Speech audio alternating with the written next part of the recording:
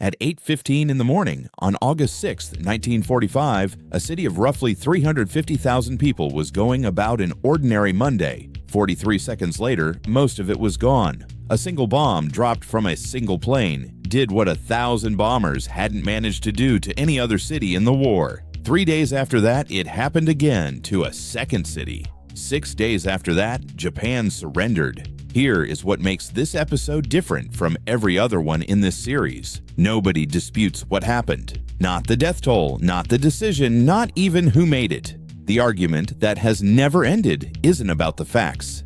It's about whether the facts were right. The undisputed record. At 8:15 a.m. on August 6, 1945, the American B-29 Enola Gay dropped an atomic bomb nicknamed Little Boy on Hiroshima. Immediate deaths are estimated between 70,000 and 80,000. By the end of that year, radiation, burns, and injury had brought the toll to roughly 140,000. 3 days later, on August 9th, a second bomb, Fat Man, was dropped on Nagasaki, killing an estimated 74,000 by year's end. On August 15th, Japan announced its surrender, ending the Second World War. Both governments agree on this sequence. Both agree on the scale of death, even if exact figures are debated at the margins. What separates every country in this series so far is that they usually argue about what happened. Here, both sides know exactly what happened. They simply live with it differently. On July 26, 1945, the US, Britain, and China issued the Potsdam Declaration, demanding Japan's unconditional surrender or face prompt and utter destruction. Japan's prime minister responded with a single word, mokusatsu, which can mean no comment or treat with silent contempt, and Western wire services reported it as a flat rejection. Behind closed doors, a committee of American officials had already decided against warning Japan with a demonstration on an uninhabited island. They wanted total surprise, believing anything less might not end the war. 11 days after Potsdam, Hiroshima was bombed. 3 days after that, with no surrender yet announced, Nagasaki was bombed too. The Soviet Union declared war on Japan that same week. On August 15th, Emperor Hirohito announced Japan's surrender in a radio broadcast most citizens had never heard his voice before.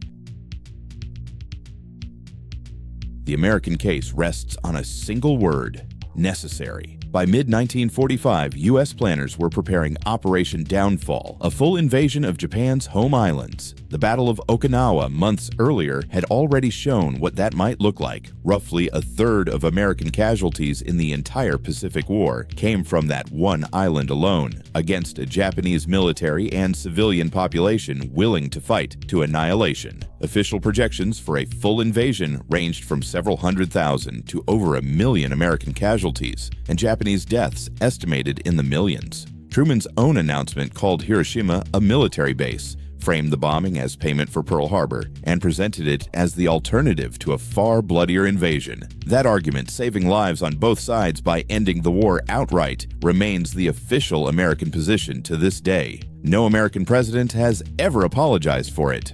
Here is what makes Japan's frame unusual compared to every other country in this series. It does not officially blame the United States at all. Hiroshima's memory is institutionalized instead around the hibakusha, the survivors, whose testimony has been formally recorded, trained, and passed down through official successor narrators as the original witnesses age out of living memory. Every August 6th, Hiroshima's mayor reads a peace declaration at the Peace Memorial Ceremony. Read one and something is conspicuously absent: accusation. The declarations name nuclear weapons as the enemy, not America, calling for global abolition, addressing the leaders of the world in general, never singling out the country that dropped the bomb. Japan has never formally demanded a U.S. apology. The message Japan chose to build out of the worst single day in its history wasn't, "You did this to us." It was, "Let this never happen to anyone again." If you're looking for the real fight over whether this was right, you won't find it between Japan and the United States. You'll find it inside America. Dwight Eisenhower, the general who would become president, wrote that he told the Secretary of War directly, I voiced to him my grave misgivings, first on the basis of my belief that Japan was already defeated and that dropping the bomb was completely unnecessary. Admiral William Leahy, Truman's own chief of staff, wrote in his memoirs that the bombs were of no material assistance in our war against Japan, and that in using them, we adopted an ethical standard common to the barbarians of the Dark Ages. Decades later, when the Smithsonian tried to mount an exhibit examining the decision critically, veterans groups and Congress forced it to be gutted. Japan and America mostly agree on how to talk about this in public. It's Americans arguing with other Americans who can't. Japan has its own internal fracture, and it's this. Does remembering Hiroshima as pure tragedy let the rest of the war disappear? A number of Japanese historians call this kind of memory victimhood nationalism. The same mechanism, they argue, that lets a country hold its worst day of suffering at the center of its national story, while its own worst days of causing suffering, in Nanjing, in Korea, in the comfort stations this series covered in earlier episodes, drift to the edges, taught as separate units in separate years, rarely connected in the same breath as Hiroshima. A 2024 exhibition in Yokohama pushed back directly, placing Hiroshima's story next to the story of Hiroshima as a military logistics hub for the war Japan was fighting. Neither side of this internal argument denies what happened at 8:15 that morning. They disagree about what else has to be remembered in the same sentence. Every dispute in this series has been between two sides who disagree about what happened. This is the first one between two sides who agree on everything that happened. The death toll, the decision, the timeline, all of it.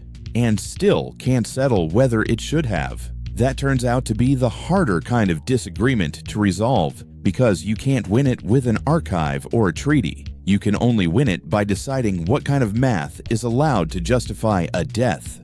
Does saving a greater number of lives later make the taking of these lives now defensible, or does calling a horror necessary just give it a word soft enough to live with? Notice, too, where the real arguing happens, not across the ocean between two governments who've mostly agreed to leave each other alone about it, but inside each country, among people who share a flag and still can't agree with each other. A city erased in 43 seconds, and 80 years of an argument that never crosses the ocean where you'd expect it to.